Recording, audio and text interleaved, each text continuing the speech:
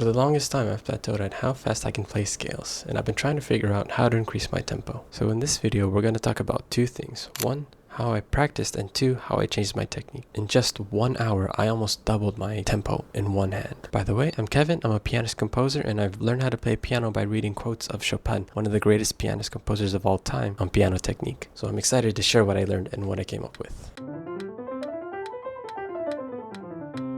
The one thing I hate most about practice is the endless repetition. So I came up with a practice method that tries to minimize this as much as possible while still reaping all the benefits. Here's what I did. First, relax. You shouldn't feel any tension in your body from your head to your toes. The goal for this practice is to relax, aka avoid tension while playing. This is because when we're tense, not only does it make it difficult to move, but it also increases the risk of injuries. Then set a metronome to a tempo 3 to 4 beats per minute above your comfortable tempo. So let's start. For now, we're only doing one part, the ascending scale. And every time I finish playing the scale, I check for tension. Like, are my shoulders tense? Is my neck tense? Any tension in my face, my fingers, my hand, my arm, my elbow, my glutes, my quads, my toes? I relax, then I try again. No tension. Repeat. No tension. Repeat. No tension. Repeat. And I've found that if you can do it 4 times in a row without tension, any repetitions after that don't really help. If you're struggling with this, you might need to start at a slower tempo, but don't worry, the techniques we'll discuss later will also help you. But once you can do it 4 times in a row, move on. I'm doing the same practice, but now I'm checking for tension during the scale. Now for the rest of the exercises, we'll check for tension during and after. Same thing, but now descending. Then we put it together.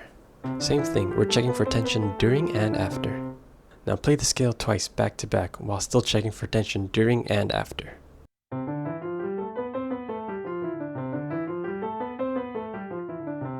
Now 3 times.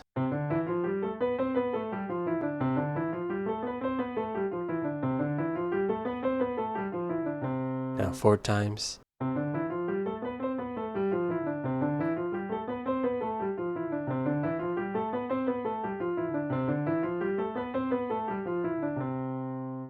And 4 times is the last one. Next we'll be doing the same exercises, but now in 2 octaves. But again, the goal is to relax while playing. So check for tension throughout and only move on once you can play it 4 times in a row relaxed.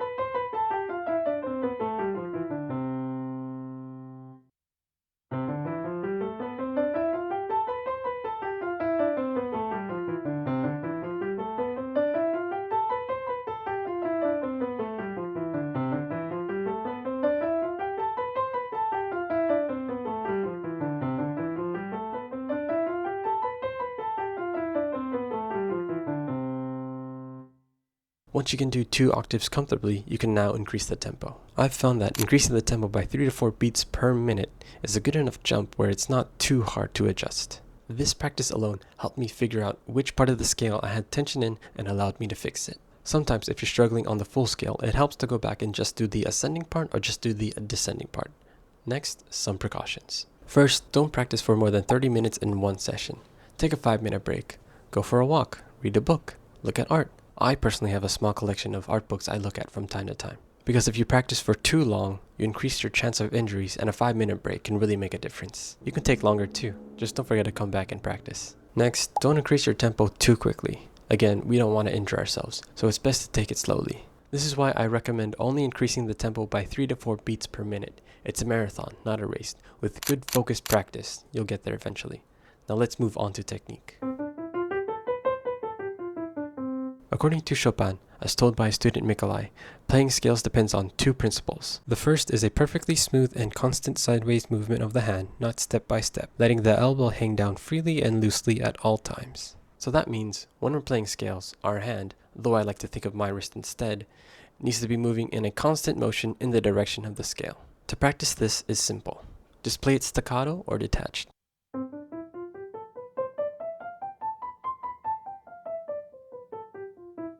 It should be like the dot on an I, like plucking a harp or a guitar, or a violin pizzicato. But don't lift your hand too quickly. Chopin would ask his students, "Did it burn you?" as if the key bed was a hot stove.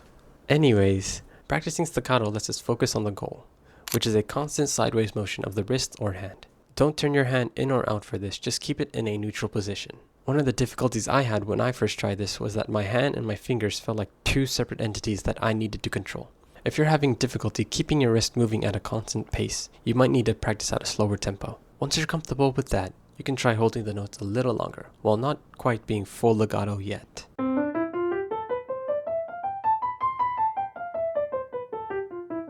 Then, when you're ready for full legato, you can practice the next principle, which is freedom of the thumb when passing. To allow the thumb to pass as freely as possible, there are two things you need to do. The first is this. To let the thumb pass under or the fingers over, the hand was to be given a corresponding turn inward. So, rather than only turning my hand inwards when crossing my fingers, I turn it in before starting the scale, keep it turned throughout, and then return it to a neutral position after. Now, when I first tried this, I immediately felt how much easier it was to cross my fingers in a scale. But the next technique absolutely changed how fast I could play, and it's this. Did you see it? I'll do it again. So I start with my thumb, and then when my index finger plays, I simultaneously curl my thumb under my hand in order to prepare for the next key. Then, when I play with my middle finger, my index finger moves towards my middle finger in order to prepare for its next key when it crosses. And at this point, I can play the next key with my thumb without much issue. And again, when my thumb plays, my other fingers are already prepared and cross at the same time. In my mind, playing a note and preparing the previous finger is one motion, and since my fingers are already above their next key, they don't need to move. For now, I'm only doing one octave. And as I play the next key, the previous finger moves towards the playing finger in order to prepare to play its next key. Now I'll show you what it looks like with 2 octaves.